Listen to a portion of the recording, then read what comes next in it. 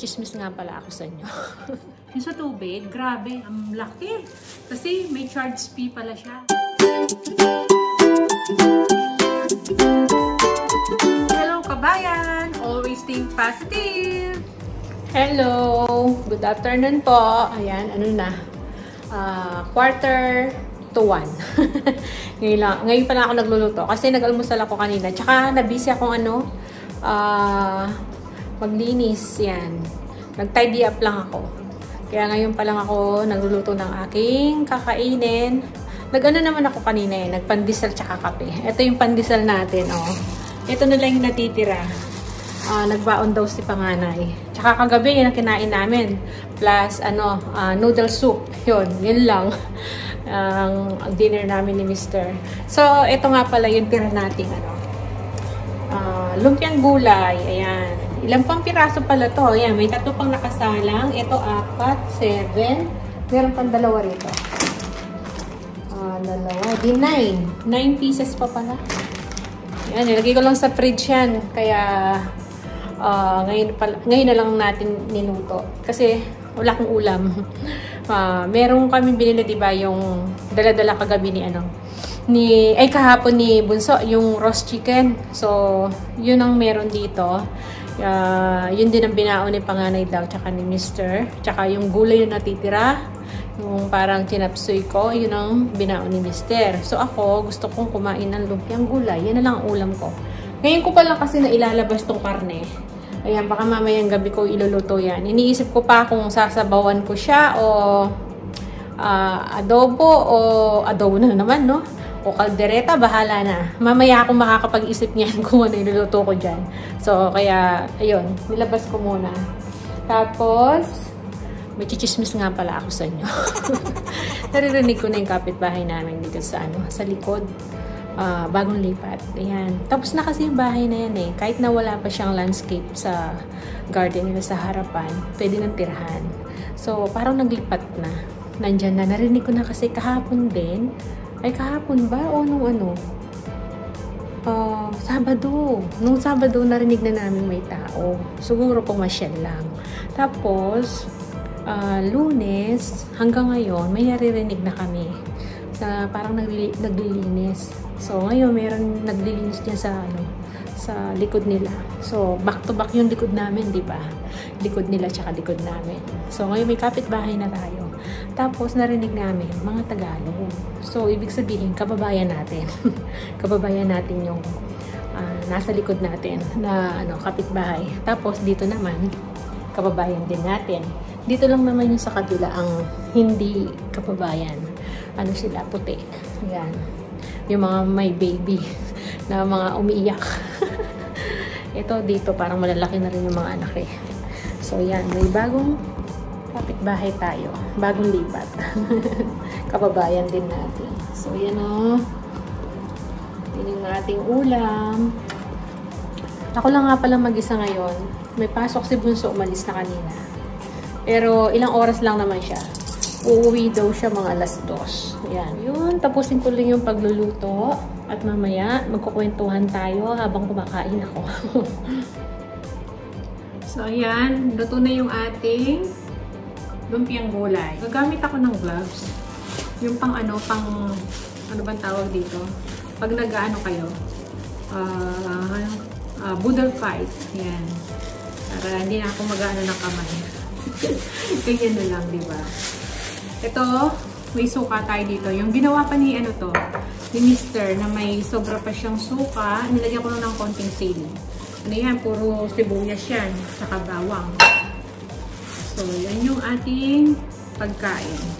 Ating lunch. Ayan, thank you Lord for the blessing. Ayan, kain po tayo. Ayan, sarap ito. 1:15 na. Gutom na ako. Sige na. Samahan niyo akong kumain. Yung mga dyan. Yung mga hindi pa nanananghalian dyan. Kain kayo. Sabayan niyo ako. Nagpahinga ako ngayon. Tinapos ko lang naman kanina yung wawalis. Hindi na ako nag-map kasi kakamap ko lang nung isang araw eh. So, nag-tidy up lang ako. Chinik ko lang yung mga ano, CR ng mga bata. Tsaka yung sa amin.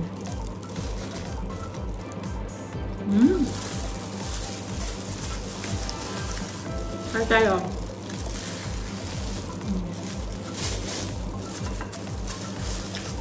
Mamaya may merendahan yung ano yan, ni Mister. O kaya baka yun ang dinner niya. Kaya niluto ko na lahat. Di ba kahapon, after kong mag-deliver, nakapaglinis tayo ng fridge. Ayun. Nagulat sila eh. Biglang linis ng fridge.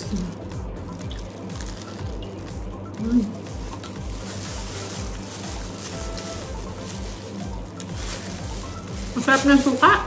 Kasi, nababad na ng ano to eh, ng sibuyas. So, ubusin ko na to. Wala na. Last na to. Dati puno to eh. Kumukuha kami lagi, tapos nagbabaon din si Mister. Ito na lang natira niya, kaya ubusin ko na.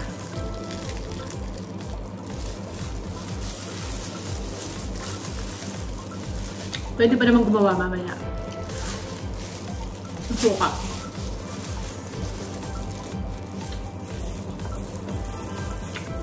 Kapitbahay ko, bisig naglilinis. Bagong lipat nga.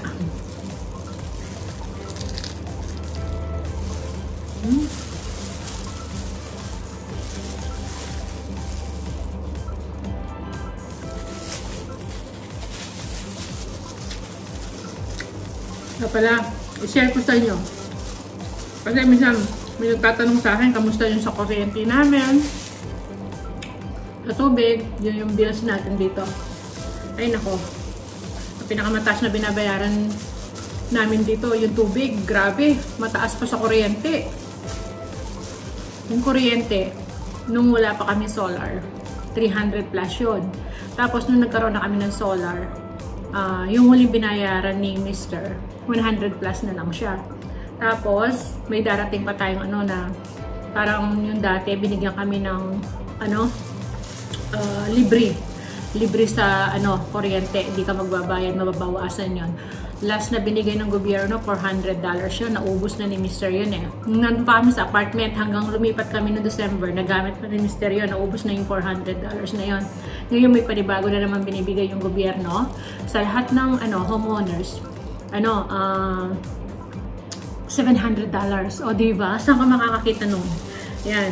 May $700 kang libre sa kuryente. Ngayon, kung magkano yung magagamit ng kuryente, kakaltasin nila doon sa $700 na binigay ng gobyerno. Yun. Malaki tulong na rin yun.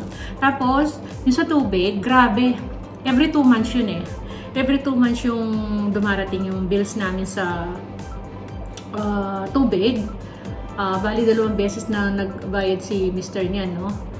Laging tipo 400 plus. Ang laki. Kasi may charge fee pala siya. Yung charge fee niya na yun, laging binabayaran namin. Tigwa $195. Kaya, tapos, ipa-plus mo pa yung ginamit mong tubig. O, so, sa 2 buwan. So, di ba? Kung 195 yun, na charge fee, ready yung monthly namin, meron siyang 100, no? $100 something lang, yon. Kasi umabot ng 400 plus eh. Yung huli namin ngayon, yung binayaran ni Mr. ngayon, naka-due yun July 4, pero binayaran na niya. Bali, ang babayaran niya, ano, ang total, $423. Yun. 2 months na yon. Pero, ang charge fee nun, $195. Yung charge fee na yun, parang yung ginagamit mo na, yung ano, binabayaran mo na yung ginagamit mo, tapos, yung natatapon na tubig, parang yun, binabayaran din dito. Parang ganun yun. Yung pagkakaintindi ko yata, ganun nata. Kaya depende. Depende sa gamit mo. Kung ilan yung nagagamit mo at natatapon mo, binabayaran mo rin yung natatapon. Yun yung charge. Kaya yung charge namin, $195. Tapos, yung talagang bills namin na ginagamit, 200 something lang. Kaya umabot ng 400. 100 plus. O, diba? Malaki pa sa kuryente.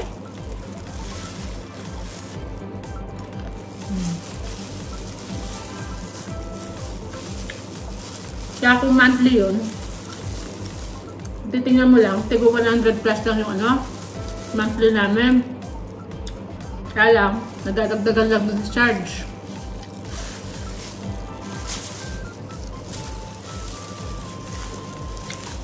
So, every 2 months, ganyan ang binabayaran namin sa tubig. Malaki pa sa kuryente, di ba? Yung charge, hindi nawawala yun. Lagi yun, monthly.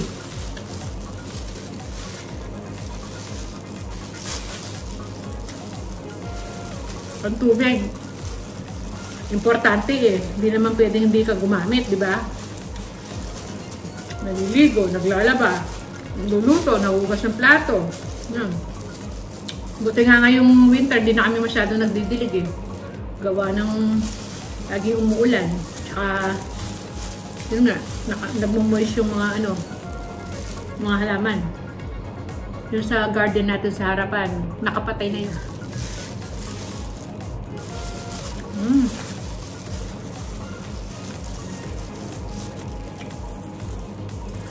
So, mahal ang mga ano dito. Kaya, tipid-tipid kami sa budget ni Mister. Pag may konting sobra, doon lang kami nakakabili ng mga gusto pa namin bilhin na iba.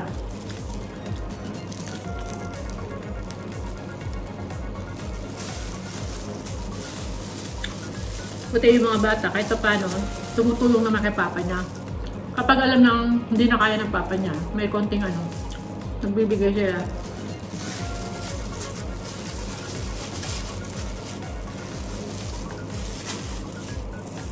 Ang sarap!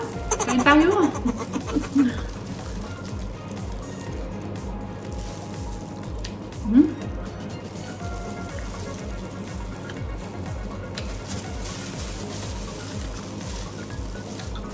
At least, kahit kumakain ako ngayon, may kasabay ako kayo.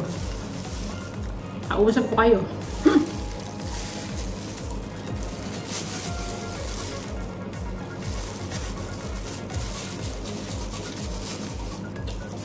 Pangatlo ko na to. Ilan pa ba? May titira pa. Hindi ako naglaba ngayon kasi tutuyo ko pa yung mga nilabang ko nung ano, nung Lunes. Ayan. Mamaya kukunin ko na, tutupiin ko na. Buti na lang may araw ngayon, hindi umulan.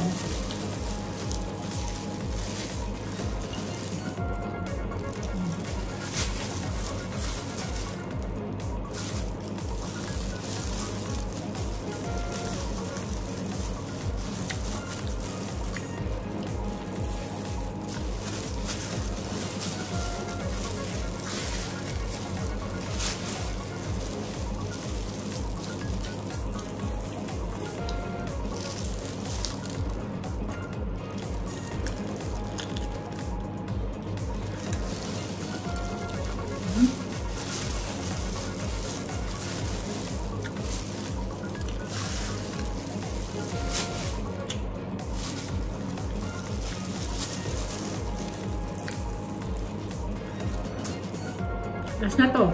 Last na yung kanin ko.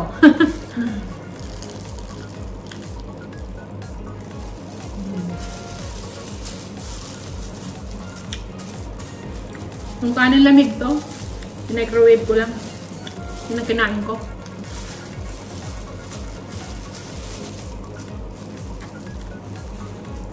Hindi ko pa pinato yung exhaust pan, no? Kung maririnig nyo. Kasi, nagluto nga tayo, diba?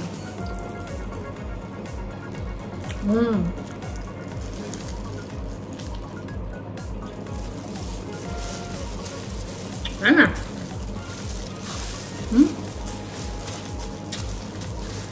Ba't na?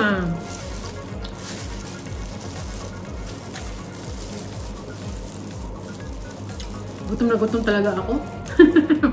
Pandesal lang kasi tayo.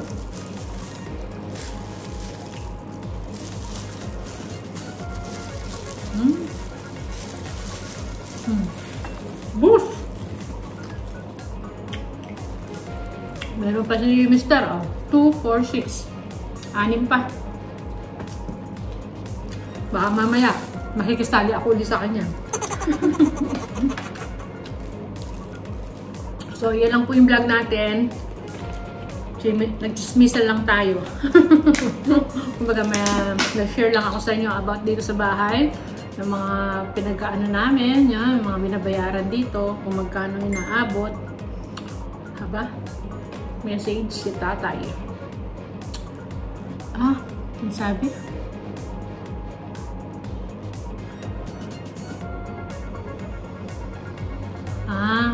Hindi na daw siya nag-call sa akin kasi naka-charge daw yung CP niya. So, sabi niya, binigay daw ni tita ko yung 1K na galing dun sa pinsan ko.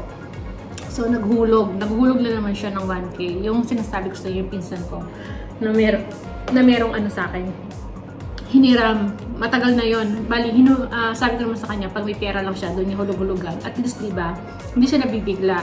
So, yun, naghulog-hulog. Ayan. Siyempre, saan mapupunta yon? Kay tatay. Sabi ko naman sa kanya, kapag nagbabayad yung pinsan ko, sa kanya napupunta yung dagdag niya sa allowance niya. Di ba kakapadala lang namin kahapon sa kanya nung pabili niyang gamot. Tapos, konting budget lang para sa kanya. Ngayon, nadagdagan na naman. Kasi nagbayad yung pinsan ko ng 1K. So, yun, di ba? Anin ko na lang siya. Text ko na lang. Hindi daw siya pwede tawag kasi naka-charge daw yung CP niya. So, yun. So, yun lang yung vlog natin. Maraming salamat. Kita-kita lang tayo sa mga susunod na video. See ya! Happy lunch po sa inyo!